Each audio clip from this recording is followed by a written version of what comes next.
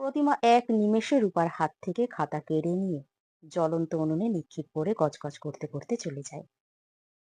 ঘটনার আকস্মিকতায় রূপা হতবাক হয়েছিল। বাড়ির বড় মেয়ে রূপা স্থানীয় একটি বালিকা বিদ্যালয়ের নবম শ্রেণীতে পাঠরতা। ছোটবেলা থেকে সে গল্পের বই পড়তে ও কবিতা লিখতে ভীষণ ভালোবাসত। সেখানেই রূপার মা প্রতিমা দেবীর আপত্তি। রূপা পড়াশোনায় যথেষ্ট মেধাবী। স্কুলের শিক্ষিকারা ওকে বেশ ভালোবাসতো। শান্ত ও লাজুক প্রকৃতির হওয়ায় রূপার বন্ধু বান্ধব তুলনামূলক কম ছিল। পড়াশোনার বাইরে সে ভালোবাসে সাহিত্য পড়তে ও লিখতে। রবীন্দ্রনাথ ঠাকুর, শরৎচন্দ্র চট্টোপাধ্যায়, বিভূতিভূষণ বন্দ্যোপাধ্যায়, সত্যজিৎ রায়, জীবনানন্দ দাশ, শঙ্খ ঘোষ প্রমুখ লেখক ও কবিদের রচনায় থাকতো রূপার মন।